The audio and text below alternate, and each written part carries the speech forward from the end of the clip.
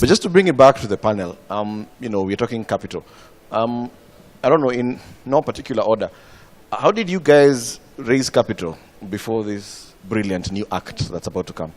So I use my own resources, and I continue to do that. I invest my own personal money.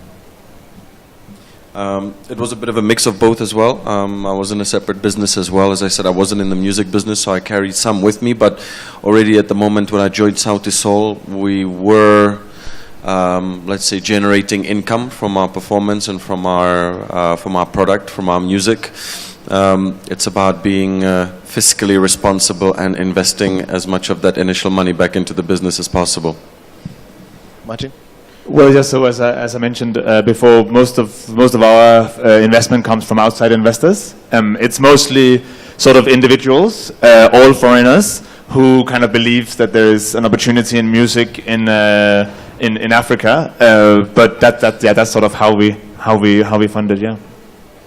Then the other thing is, okay, you've gotten a loan. What business model have you applied? Because as Michael Joseph once said, Kenyans are peculiar people. So to make it in Kenya, you really have to, you can't come in with the same business module as which works even in Tanzania, So what business modules have you used? Maybe you can start with Martin. Yeah, well, I think actually I want to maybe add a little bit more to my point before and give a bit more sort of context. I think what sort of is very important to understand, and I think most of the people who put their own money in or try and raise money from elsewhere, music is an extremely risky business, and that means something in terms of sort of raising money, because all that risk that is there is boiled down to a number. So when you go and present in terms of raising money, so in my case it's from externals, where you go down and you look at what are the risky factors that are there. That could be competitors, but it could also be what about the music that you have on the platform? What if the artists leave? What if they don't like your service? What if the customers don't like your product, and so on? And obviously something like what's been presented here by Roy is some of the things that makes it easier to kind of put a number to what is the worth of the different things that we have of assets, for example, as Mdundo, so that it's possible to raise money. And I think that's sort of the process that very often we have to go through, and it makes it fairly difficult to raise money, and you do sort of start at a very big disadvantage when you want to do something that is in the music industry, because you are sort of arguing against your own risk. And I think most of the people who put money into our business are completely insane, and they just really hope it's going to work out, but I am pretty sure they're expecting to lose it, to be completely honest. That's not the complete truth, but they do know that this is a very, very risky, because very many things can happen here. So our business model I think it's fairly different businesses. The whole panel. We are a platform. It's a platform that's free to use, advertisement funded, and we do have a paid tier as well. So we do see a future where subscription is a very big part of how you consume music. And actually, sort of going back to the investment case, one of the reasons why it is a free tier is because it's easier to build a business case around advertisement in this market, because you can find the numbers. You can look in a report and see how much money is being spent on advertisement and so on. I see personally, in my view, the future is subscription. But if I want to go and convince someone in Europe that there's money in subscription here, then they'll ask me, okay, so what other examples are there? Who are successfully making money on subscriptions and so on? And in this market, that's fairly impossible. Like, there's not really a lot. There's a few of them, but they tend to be telcos, and they obviously have the billing integrated. So they're significantly different from our business. So when you build an case around these sort of things, you need to look at what data you can actually rely on, and use that as sort of the core of the business model in our case.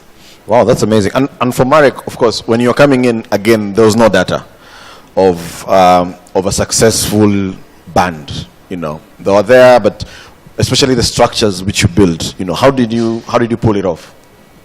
I guess it was a little bit of a mix of coming from a business background. I really looked at this as a business, as it is a business. The guys at that point when I joined them, 5.5 years ago, they were doing relatively well in Nairobi, and our plan was to go outside of Nairobi, outside of Kenya, and even outside of Africa. And we understood that we need to structure it and give it a head and a tail to the business. Even though we create music and we're in the business of, as a musical act, selling emotions, basically, we still have tangible products, songs, performances. But we realized soon enough, as I said, I wasn't in the music business, so soon enough I realized that that is only going to cater for a certain amount of income for us. So we built a business model also around developing an actual brand, because in today's day and age, it's almost insufficient just to be a marathon runner or just to be a musician. It's very noisy out there today with the internet and with technology and with proliferation of such. So we focused on developing actually the brand around Sauti Sol and diversifying them from just being musicians to being style personalities, to being fitness and sex kind of idol sex personalities. We also focused on diversifying the portfolio of our products, not just outside of music, but merchandise, so that we can kind of capture as the largest audience possible. Not all the following on our social media is just for the music. A lot of it is for the fashion. A lot of it is for the hard work etiquette. A lot of it is for the fitness schedule that the guys have. So we just looked at their strengths and developed that so that we can diversify the business right off the bat and develop the brand, which is right now, if I think about the numbers, the income from the brand specifically is over 60% of our annual income. So just to get sort of a percentage, so 60% comes from the brand. And from the brand, so that's in terms of licensing image rights, actually, using the brand to support and endorse products that we work with, putting our name, white labeling, putting our name, working with FMCG products, working with fast-moving consumer goods, that's FMCGs, working with merchandise, etc. So yeah, so the brand has really pushed the bottom line big time. Wow. And for Peter, of course, you are using your own money, but at the end of the day, you are an investor. So you put in money, you expect it to come back. What are some of the business modules you've used in the past? And, what are some of the lessons? Because I think in this industry, you're one of the most invested people. So what kind of lessons have you learned? Well, okay. So when we started, we set out to produce a product, and a product that time used to be a CD. And we were out to sell music. The only platform at that time available was our own events. So we created our own events on a regular basis, where we started with 100 people until you can reach 3,000 people, and then you sell the product. That has changed over time, and we realized that we make more money from publishing and from our own shows. So the actual recording itself stopped being the product, and it's as your audience changes in how they consume music. Because we almost give it out for free now, build a following, and then you make money out of it. So we realized that the best way for us to do this is to partner with corporates. Barclays have been a great partner for us by taking our concerts and taking them to their own audience. So that's how we make money.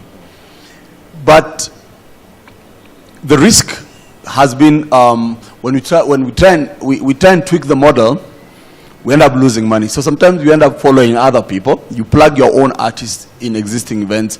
So you'll find getting booking artists for Koroga, Blankets and Wine as one of the ways to do that. Now, the business has changed a bit to us organizing events for other artists. So other labels, for example, we would get an external artist coming from Nigeria or Tanzania, and then we become their booking agents, or they come into our platform. So we stopped just being a record label to become an events company. So because of that experience, I decided to make an investment in an events company now. And what has happened is the record label has been absorbed by the event business as a division. Interesting. So it's about being flexible. And maybe we can even start, we can just start with you. Give me a comparative sort of analysis, because you are invested in other businesses. How different is the music business from other businesses? Because essentially what we are doing, we are fighting for capital. there's an investor somewhere who's thinking, I can buy either that plot in Rwai or I can invest in the next Sauti Sol. You know, so literally we are competing for capital. And I think as a person who has invested widely, you know, give us a little comparative study between the two. I've been quoted before. It's there are other ways to make money. If I was going for financial return, I wouldn't have deployed my capital. And if I didn't have disposable income, I would never have done this. But I took my passion and invested in it, not the other way around. I didn't go out to make money from music, but I have made money from music. Now, so obviously I'm more known from the insurance world. My ROI in insurance is much, much better than the music. But however, the capital deployed is even much, much higher. But the difference is more regulated, so more regulated structure and all that. Music, you're competing with pirates. And so, do I make money? Yes, I do. If I compare it with the other businesses, apart from against insurance and the marketing agency, music is my number 3 in terms of return. So I've done banking, I've lost money in banking. I've done manufacturing, I've lost money in manufacturing. If you apply risk and return, there's return in music. It is a harder business though. Okay, it's not for the faint-hearted. So Marek, tell us, I think you're one of the first people to go Pan-African. And I don't know, maybe it's just my own analysis, but when you did, especially Live and Die in Africa, there was a deliberate move to go Pan-African. And even when we look at the kind of collabos that you're doing right now, you're doing a lot of Pan-African collabos. You know, when did you decide we need to go Pan-African, and how has that journey been for you?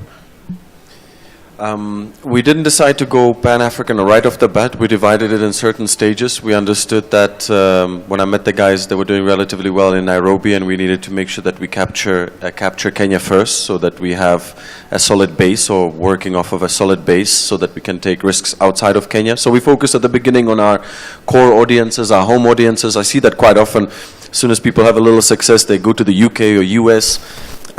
If you can't succeed here, the likelihood of succeeding anywhere else is even tougher. So we wanted to take this step first.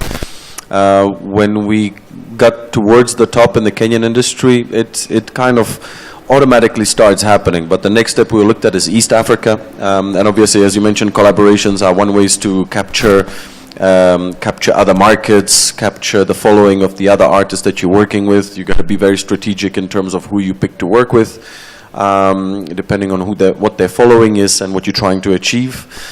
So we took it in stages: Kenya, East Africa, Africa, and then go outside of Africa. Because when we try and do big concerts or collaborations or have any kind of impact outside of Africa, in the UK, etc., we did need to first be towards the top of the league in Africa, because then the treatment, unfortunately, it's a bit of a hierarchical business in the music business, then you get a lot more open doors at that point, and it's a little bit easier. So that's how we kind of staged it and grew. It's always been a dream of ours to make music.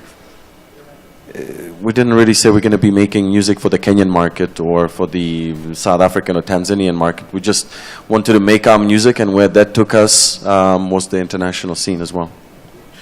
And Martin, you've obviously moved from, you started in Kenya, but you've obviously moved to other countries in the region. You know, how would you compare the Kenyan market to other markets across East Africa? Well, so one of the reasons why we actually looked into other markets and did it from the beginning as well was, well, first of all, we realized the fact that if we look at the number of people who listens to music online, and the average value of someone listening to music online, it's fairly small. I think all can agree to that. And sort of, as much as we from an internal perspective would like that to be bigger, from a sort of macro perspective looking down, we knew that if this just be a commercial sort of success, then we needed a lot of people to use our service, and that required a lot of markets. So we always thought about building something that could scale fairly quickly and fairly cheaply across Africa. That's why we very early on build an artist portal, so the artists can sign up. Instead of going around and meeting artists one by one, It's also why we don't take rights and control in music, because we realized if we need that, then we need to sort of be able to defend it and be able to explain to the artist, this is why I need these rights from you. Whereas if the way we're doing it now, we can basically say, well, you don't lose anything, you still have your rights, you still have everything, so it's an easier discussion. However, in the longer run, you might argue that there's less value because we don't own any rights. And it might, especially with this new, these new sort of concepts coming up, that might out of a sudden show up to be a lot of value, actually. And we wanted it to be something that could run around. We have 40,000 artists from 40 different countries in Africa. I think 39 different countries, and I've personally only been in 3 of them, East Africa. So it was very important for us that guys can sign up in Ghana and start using the platform without needing to meet me and need the business, for it to be a commercial success. So in terms of explaining the difference between the markets, I don't really feel it the same way. I feel like we tend to focus more on the common denominator. What is a need everywhere? There's everywhere a need for an intermedium, a platform. And we've all talked about risk, and Roy has been a bit quiet. But maybe, because with artwork, I think you deal with more creatives. Now, creatives generally are viewed as risky, because as Peter has said many times, an artist, you can't fire your artist. Literally. Like Marek he can't fire Sauti Soul, he needs Sauti Soul entertainment. So, and creatives, tend to be interesting people. Maybe that, and discuss that. How do you manage that risk, and how do you explain that, especially to people who don't understand how the industry works? That's a very interesting question, because the thing is, I work with creatives, and the time when I pull out my hair is when we have a deadline. We had agreed that the deadline would be done like 3 weeks ago. I have been calling and asking where we are at, on this particular thing, and a few days to the presentation, the guy goes like, "I'm not feeling it. Please note you have a client waiting," and the guy tells you, "I'm not feeling it." Yes, at that particular time, I have learned to USA, just to calm down, relax, find that inner peace. But I also realized that creatives work well under pressure, and they deliver some of their best product under pressure. So even when we were designing the business model for the Sacco, I remember meeting some, I wouldn't mention which banks, but the head of those banks, and they were like, "Hey, Roy, you have managed to consolidate all the risk into one institution. You've tried. You have really tried." But I believe in you guys. I seriously believe in you guys. I have seen talent that is so amazing in this country, and I believe this is the direction that we should take. Now, going back to risk. As a Sacco, we have to conform to certain rules and regulations. All right? So the thing is, when you come and take a loan, you do not get a loan on day one. You have to prove that you can actually be responsible for that facility. So the first thing that we'll ask you to do is to save. Put your money every month. The minimum that you can put is 500 shillings. You pay 2,500 to join and register, but after that, it's 500 shillings every month. Now, to encourage you to save more, when you get to 50,000 shillings, we give you a life cover worth 1 million. We also give you healthcare insurance, and we give you a pension account that you start contributing to. All right? Now, as you climb higher, when you get to 250, I believe 300,000 shillings, we give you a website where you begin to start putting your content and start branding yourself. And when you get to 500,000 bob, we give you one of that, which is basically a very good manager. Okay? Now, the thing is, why those are important is because when I listen to the struggles that they have actually gone through, is because the music industry or the creative industry does not have structure. It does not have a path. For example, when our parents are telling us, become lawyers, they know. You go to school, you go to law school, you come out and you get a job. They know there's a path. Ebu tell them you want to become a dancer. Where are you going? All right? Where are you going? Where's the path? Where's the direction? Where can I see a future for you or for my child? All right? And that structure needs to be built in a way that anybody can see where that direction is coming. It makes it easy for investors to now say, okay, I'm putting my money in here, but I actually see a possibility of a 3x return on that end. All right? Before now, we actually haven't built the structures there. Now, the risk, again, when we go back now to what it is that we are doing for creatives, the reason why we're doing that is to create sustainability. All right? Because Kenya has had very many one-hit wonders. To find a group like Sauti Sol having a song after song after song after song after song is people who've actually taken music as a career, not as a hobby, not as a joke. Okay? And those are the people we are looking for. That we expect that you've done one song, yes, fine. When is the next song coming out? All right? You will be working as though you're in your shamba. All right? Song after song after song after song after song. We expect that you should at least do like 6 songs in a year or more. So if you think that you're inspired one day, you sit back and that is it, you should actually be looking for another career. So the risks are in terms of how then do we secure the money that we have given you? Number one, we give you that loan. The first loan and the second loan are equal to 80% of what you have saved. Don't think you've saved 1,000 bob and come to borrow 20,000 shillings. It doesn't work like that. So in order for us guys to test your discipline in that, 80% of what it is that you have saved is what we'll give you as your first and second loan. Your third and fourth loan, all right, is double what it is that you have saved, all right? So your sixth and seventh loan are 3 times what it is that you have actually saved. But we will require that you have guarantors for those particular facilities, and that when you use your IP as collateral, that we already can monetize that collateral in case you fail to pay back. So that's how we manage. That's how we are managing our risk.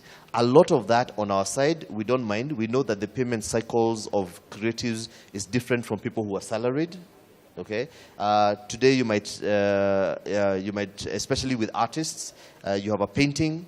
It will take you 3 months before you sell it, or 6 months, and you've already taken a loan. So the thing is, we understand we don't have 30-day cycles. All right, we have a way that we are trying to work out that we're able to recover that money within a set period, not a 30-day cycle. All right, and that's why for us, when we asked about CRB, the Credit Reference Bureau, all of you are candidates for CRB. All right, because after a bank is supposed to place you on the Credit Reference Bureau after 90 days. Many people may not get their payments within 90 days. They may get that after 90 days. So the thing is, for us, we are trying to facilitate the creation of wealth, and that is why, for us, CRB is not exact. I mean, you could be a Hall of Famer of CRB, but you're still welcome to join our Sacco. Quickly, maybe with Martin, because, I mean, why did you set up in Kenya? Of all the other places you could have set up? I came here because I got a job here, and fairly quickly as I worked here, we started on the music business. I think, sort of looking back, one of the advantages of Kenya definitely is, for us, when we are advertisement funded the way we are, that many of the big sort of regional offices for many of the big global brands is in Nairobi. So we have direct access to them. Even the decisions that they make for the neighboring countries and so on, many of the budget decisions are here. So I do think there's a strong sort of point around the commercials, but also in terms of the whole sort of copyright structure and so on. Kenya is further ahead than most other African countries, but it's more of a coincidence than a specific sort of decision. And for Marek, how have you kept the boys together, and how have you kept the business side of it? Because managing is no easy task. And for you, it's not like you have 2, 3 different brands. You just have that one. Like, I also wanted to comment on the initial comment that musicians are a different bunch.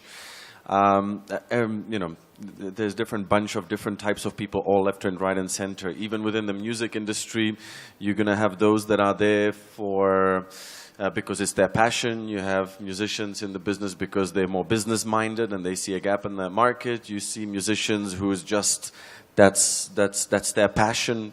Some are in it because of substance abuse, and that's a great job to have if you like to smoke up and drink, etc. as well. It just goes really hand in hand. So it's even within musicians, there's different groups of people. And the reason why I started working with the guys, even though I wasn't in the business initially, is because when we did meet that first time, and they were looking for new management after they were signed to Penya Africa,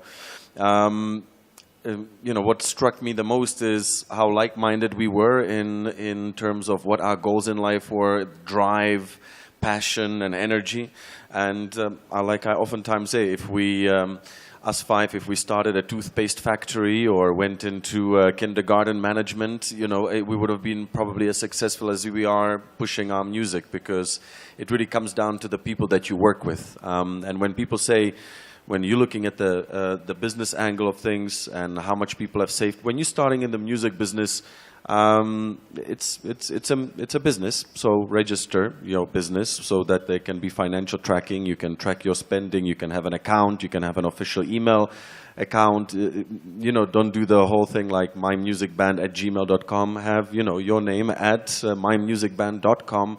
Those kind of small professional steps added together will also make the difference in how people view you, how people look at you, how people treat you. Are they going to treat you like an artist, or are they going to treat you like a business creative or a potential act to invest in? How we manage to stick together and how we do it with the guys, all 4 of them are very strong personalities. Myself included. So when people see us in team meetings sometimes from the outside and they just see what's going on, and me and Bien are going at each other like, no, this is not happening. They're like, Sauti Sol is imminently breaking up, but within 2 minutes it's just the passion that we speak with. So we've learned to deal with each other in a long time, like the guys have learned to deal with each other over the years as well, and respect each other for the strengths and the weaknesses that we each have and how we complement each other. It's teamwork. One day within the same day, you're a manager, you're a psychiatrist, you're a brother, you're a friend, you're a financial advisor. You have to be somewhat flexible and a malleable personality to deal with all of that. But it's about empathy. It's about good management skills, putting in structures. That's, I think, what we did quite differently right off the bat. Have regular meetings with the entire team, build a business structure. We have 12 people running the band, excluding me right now. We have a bookings manager, road manager, tour manager, production manager, visual production manager, legal, accounting. That's all it takes. And we are rather thinking, let's make our net bigger so we can capture more opportunities than try and save as much money by having 1 or 2 people on your team, so that your bottom line in the first 1 or 2 years is as big as it can be. We're kind of looking at 5, 10 years down the line oftentimes, as opposed to next week, next month. So yeah. And Peter, of course, you've had experience. But I think what I would really want to know from you is, what's the future of management? Because at the end of the day, artists have to be managed, and it's standard. If you look at no Brian Epstein, you'd have never had the Beatles. And every single big star, there was a manager behind them. But what's the future of management, and what new methods are you using with all that you've learned? So first of all, when I went into the business, I thought my biggest risk was route to market, like any other business. Route to market, until I realized that my biggest risk was the artists themselves. And my biggest lesson in the last 12 years is people not respecting contracts. So I would sign an artist, we have a contract, I invest money, do the production, invest in marketing, the artists get known, then they walk away. And obviously the label has not earned its return. And I can go to court, but even if I execute, what am I executing? Unless I can't take their talent away from them, they don't have assets that I can go. So today I sit on contracts that I've signed over the years and sunk costs that I can never recover. And just like you said, we could agree to have a team meeting. One day I have to learn from you. Bonnie attended one of my team meetings yesterday of a band we are working with. Publicity guys are there, digital team is there, the finance team is there. As the CEO, I'm sitting there. 1 hour, the artist is not there. You can't fire them, and we are working for them. So I just got 1 hour late myself to TV because I know by that time they'll be there. So it's correct. And then every minute that is ticking, it's my risk. I'm writing the check. Sometimes you get an artist who works on inspiration, and you will fight. I've had, and I enjoy good fights. I've had fights, and I've had people throw their hands off and walk away. I did an album which I use as coasters in my house. Invested, did everything, mastered in the UK. The artist walked away because he looked fat in the video. He walked away. And guess what? He's fat. But, yeah, but I lost 6 million shillings because, and I have the album, good music, and we had booked the launch date. And we were ready. The team had invested their time. It's that fickleness that's the biggest risk. Now, where I see the future now, we have easier ways of monetizing without the digital platforms. As a publisher, I have over 3,000 songs that I have rights to. And I can see now a way that I'll make money from them, even though artists walked away. Because one of the things that I think I did well was to own the rights to my music. So I put artists on salary, I took care of them, I housed them. And although I lost that money, I still have the rights to that particular music. And now it's me to borrow money from you because I have that particular asset. But over time, I've changed the model a bit. There's some artists we own the music with. A lot of people think PineCreek, when I meet people, they tell me, where's your studio? I tell them, we're not a production house. We don't have any equipment, a piece of equipment. We fund and market music, and we try and monetize the rights of that of the artist. So we will make sure that the artist has a living, but we don't make them comfortable. We don't make them too comfortable in their craft, because we together have to work to get the return. So it's been a journey. The future for me is bright, because now it's easier, much easier than it was then to monetize the craft.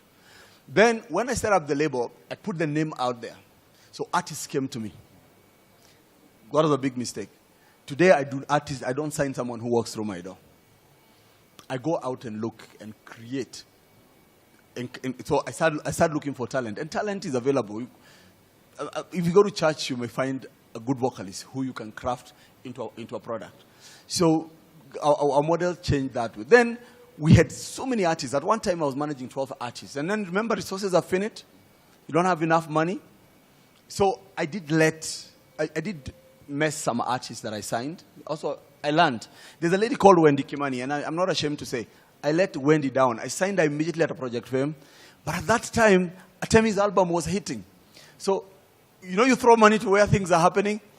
If I had invested harder on Wendy, apart from her getting married and going away, we probably have done she's an excellent singer. We could have done very, very well. So I have learned through the process that even I myself cannot apply the business skills that I had to music, because it's not exactly the same. So we have just about 10 minutes or so for Q&A. Sorry, we took a bit too long. So I'll just take a few quick questions. Someone have a microphone? Yeah, just hand over. Check. Hi, my name is Enokomboa. I'm an artist. One question is for Marek and the other one is for Martin. I wanted to ask about taxes. How do you handle that? How is there structure for that? Like in terms of endorsements, how is it taxed? In terms of performance and gigs, how is the structure for that? Is it taxed from an artist? And then for Mdundo, I'd like to know, like other platforms of downloading music, like iTunes, like Boomplay, there's a structure of percentage of the artist and of what the company is taking in. But there's no structure. I've not seen any structure from Mdundo, and I've been on Mdundo from 2014. And I think I've not been paid. I've not known how I've been paid. I've not known the structure. I've just been given numbers on and off. So I would like to know if there is a structure in your percentage. Yeah, thank you. Next, we'll just take all the questions and then we'll just answer them in one sweep. Next, yeah. All right, hi. I just have a quick question. We have so many artists in Nairobi, but very few who are artists and business-minded. And now the business is what feeds people. It's what pay rent, it's what does all that. Because you see, we don't pay rent with inspiration. So my question would be, how about you guys hold maybe 2 or 3 seminars per year, just to let us know what's up, what's happening, what we're doing right, what we're doing wrong, so we can just, even if you want to monetize it, I know amongst us we can pay 200 bob, can pay 500 bob, to come and listen twice or thrice a year, because Kenya we don't even have books on how the music industry works. We don't know how River Road works. We don't know how, it does not make sense. So can you guys start to write things, posts on your Facebook or whatever, blogs, whatever it is, because you obviously are doing something right. So we need to understand how that business works. So yeah, this is not even necessarily a question, it's just really venting. So please let us know what you guys are up to, how that works. We've done so many gigs in Nairobi without signing contracts. Asking for a contract is being choosy or being too, I don't know. So how did you guys get to a place where, Marek, you're telling them, sorry, we're not doing this without a contract, you know, and how do we do this thing? So just let us know how that works, yeah? Wow. 2 at the back, and then you can finish with Mr. Kamal. Hi, my name is Zuri. First to Roy. Do you guys have a time limit where if I have to save for this amount of time, or tomorrow if I put 50,000 in, I'll be able to borrow? Second question, when you give me the website, does it come with management or you just giving me a website? The next question is to Marek. Marek, I'm a very big follower and I check your talks. In 2016, you said something about starting a label, and I haven't heard about that. If you can talk about that. Okay, next question at the back. So, hello guys. Hi. Asalimikeni tafadhali. Thank you. My name is Mark from Ijumbe. Yeah, that's it. I'm just Mark. So, the business skills with Nielsen, Marek, and Nduati. Your business skills are insane, okay? So that's what I'm interested in specifically. So I was wondering, how do I get that, okay? Could there be like, how can I say, an apprenticeship with any of you for a month, a week, whereby I can follow you around? I'm asking for myself. Sorry, I'm selfish. I'm asking for myself. An apprenticeship whereby I can follow you around for a week, no pay, nothing. As in, for the skills, just for the skills. Can it be possible? Thank you.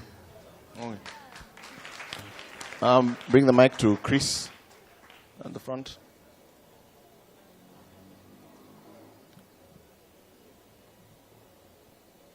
Okay, Roy, if I have a title deed or if I have a logbook, do I still come to Wabunii? Okay. And for Marek and for Martin and for Peter, all of you are deeply involved in the music industry. Have any of you ever considered getting also into the film industry? Thank you. No, I have them, don't worry. So we can start with that one. Maybe start with the three of you, the film, and maybe just try limit your response to maybe a minute. Cool. That also goes to the question of seminars, and also goes to the question of shadowing, kind of, and the apprenticeship. And to the label question as well. In 2016, that's when we started playing with the idea. I was never for the, a lot of people told me don't put your eggs in one basket. And then there's the other side where as soon as you taste a little bit of success, you start spreading yourselves a little bit too thin. You start picking up too many acts. And there's also a finite limit to what you can handle. But as the years have grown, I wanted to put everything behind. It was the first thing I did in music with Sauti, so I wanted to put everything behind that act and see how far we can go before I start spreading my resources on others. And so far it's been working for us. But I understand that that might not always be the case, and things might slow down eventually. So in 2016 we started looking at how we can kind of start building an ecosystem in the industry that would capture all of these things that I just mentioned, including the film industry, but also within music industry and growing that label. So in 2016 we did set out to start a management company / label, and that's where we've built the team from roughly about, it was 4 of us around Sauti to now being 12. And that's full-time. There's also 6 part-time people. So there's literally 18 people in the company right now. And that's what we've been building and developing this team so that we're ready eventually to answer all these questions of anybody else joining us, etc. So hopefully by the end of this year, we'll open it publicly. We were just training the team for the last 2 years and working with Sauti and offering them 360-degree services from touring to bookings to management to production. And the whole hope is to eventually also kind of get in, because the skills can be transferable across entertainment industry, both in music, film, visual arts, TV, etc. Dance and theater as well. So there are those medium to long-term plans, 3 to 5 year plans with an Academy of Performing Arts and Sciences that will also capture film. It's not just for the creatives, but it would also be for the people in my office that have no specific place to be able to learn that, from management to bookings to production, etc., legal, that would capture that further down the road as well. So that would be the complete ecosystem with a label and an academy, etc. So that's the answer to, I think, 4 of those questions. Excellent. Martin, you can handle the issue of the percentage and maybe the tax. Yeah, the percentage. I think the tax I'm not so sure about. But the percentage, so when you sign up to Mdundo, basically there's a box you tick that says terms and conditions, and that's where it is. It's 50-50.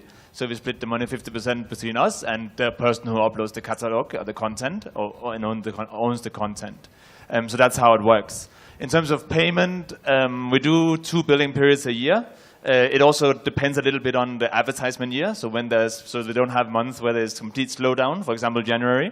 So we do from January to June, and then July till December. And payouts are done the first 10 days of each period. So between 1st and 10th January and 1st and 10th July. How you do it is you log into your account that period and hopefully also receive an SMS about it. That's the idea. And you click payout and you put in your M-Pesa number and you receive the money within a few days from the bank. That's how it normally goes. I can answer the taxes if you... Yeah, go ahead. All right. So when we are paying artists, we actually we do withhold the tax. It's the law. We have to withhold. And then we file it for you. What we encourage someone is you can recover that money because as an artist, you have expenses. You keep your records, even your airtime, even transport, even like your time here. You can actually expense it, and you may not get a refund from the government, but you can claim it, okay, what is called a tax asset. But for us, we have to run a clean business, and we have to make sure that we keep records. So we actually withhold and pay the tax. And it's 30%. It's exactly the same. There's no different tax brackets in the music industry. It's just business, and that's 30%. Roy, quickly, you can handle the issue of the title deed. Okay. In terms of physical assets, yes, those are standard. They can be accepted. But the thing, what we're trying to do as Wabunii is there's a question that he asked. If you save 50,000 immediately, do you now begin to start getting those benefits? Yes, you do. However, what we're trying to do is create a discipline of savings. There's a discipline. People need to see progression of what it is that you've done. If you look at this gentleman here, him is talking 12 years, him is talking 5 years, he's talking another 5 years, yet you want to make it in 5 minutes. It doesn't happen. All right? It doesn't happen. So the thing is, what we'd like you to do is, there's that discipline that you need to do, because it's not only for us. I mean, it's for you. Because if you're not going to be at Wabunii, you will move to Barclays Bank. They will still look at the same thing. Have you been consistent in your saving? Have you been consistent with your repayment? Do you have that discipline? And you see, that's what they call character in when they're lending. There are 3 C's. There's your character, collateral. The third one escapes me. For what reason, I have no idea. But anyway, so that's the thing that we want to develop with this group of people. For us, we want to create the young people as a viable asset that mainstream financial institutions can look at. All right? That's what we're looking at. As for the website, yes, we'll give you a website to basically start branding yourself. Because as he says, today it's not about music. All right? Advertising revenue is not about putting it on NTV, KTN, and all those major stations. Right now, what they're actually doing is followers. How many followers do you have? All right? I would rather put my money to advertise or with Sauti Sol because they've got this number of followers, and I know 10% may convert. All right? But if I just leave it out on KTN, they'll tell me, yeah, 2 million people, so I have no way of proving that. Okay? So we're now moving from mainstream, sorry, I'm pointing at you, mainstream traditional legacy form of advertising to the new digital way of doing things. I think, what else was done? Contracts. I think those are very important. Very, very, very important. Do not think that somebody will pay you when he has refused to give you a contract. If he cannot commit on that, don't think he'll commit on Chums. He will not. So for us, one of the education that will be going out is contract, document, write it down. The only proof of your existence is that piece of paper when you go to court. All right? Yeah, so. And you were mentioning, you know, they look at you as being difficult, etc. Be difficult. I'm difficult all the time. Just do it. So sorry, guys. I guess that's all the time. I think on the seminars and on the business apprenticeship, I guess that's a challenge to throw to even ONGEA and to throw to everybody here to sort of come up with a platform for apprentice and come up with a platform to try and educate. If you follow, if you follow Music in Africa, we try to do a lot of those. So just follow musicinafrica.net, and you'll definitely get a lot of educative articles that we do there. And we'll try and do as many of these kind of panels on the platform. So quick. Yeah, so very quickly, we are already 6 minutes behind schedule. What are you going to do practically? From tomorrow? Yes. I'm launching an album for a new band. Okay, no, seriously. It's a plug-in, but yes. It's our. I'm in this industry to stay. The future for us is streaming. And the minute we have a stable streaming platform in this country, then I do believe that all of us will do well. So I'm looking at, can we make an investment? Can we as an industry decide to set up our own streaming site?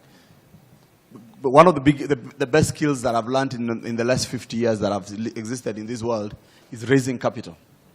With a good business, with a good business plan, we can get capital. Yes, Marek, quickly. From our end, as we said, we want to stick to what we talked about in 2016. I don't like to rush into things. I like things happen as organically as possible. But irrelevant of that, I think over the next year, we want to get the label off the ground and open our doors to a few more other acts. There's plenty of opportunities through that structure to do apprenticeships, etc. Because as an individual, there's only so much I'd be able to handle, and that's the academy as well in the medium-term plan, where these skills are not just apprenticeships, but you can study certain programs in terms of management, legal, etc. So for us, it's just to kind of keep on working on developing the ecosystem and being a big part of it, and that's what we've been always committed to and remain so. Martin? Well, yeah, for us, I think also under the line of the topic here, well, from tomorrow on, it's for us still about raising money and finding more and more people who believe in this industry. We I guess, as I said earlier, we're heavily depending on people who believe in us. We are not very close to being profitable. So every time we want to do more stuff and want to grow, we need to go out and find more people investing in it. And I think the industry is getting more and more ready. I think with more and more structure, it makes it easier for us to go out and argue a case and tell them there's a real market here. Having some activity around is also important, so having more and more music success stories coming out of Africa, that also helps us and gives people faith, and there's something happening here that are worth investing in. So that's the work from tomorrow and from yesterday. Roy? Wabunii believes in the young people. We're not going to talk about tomorrow. Let's talk about today. Take out your phones. Let me see your phones. I want you to dial *483. That's *483 *527 #. That is the beginning of your successful future. *483 *527 #. You've got that? Good. I guess for me, from tomorrow, check out musicinafrica.net for more educative stuff. And we'll definitely work with the editors to make sure that most of this information, and we keep giving you, information that helps you grow in the industry.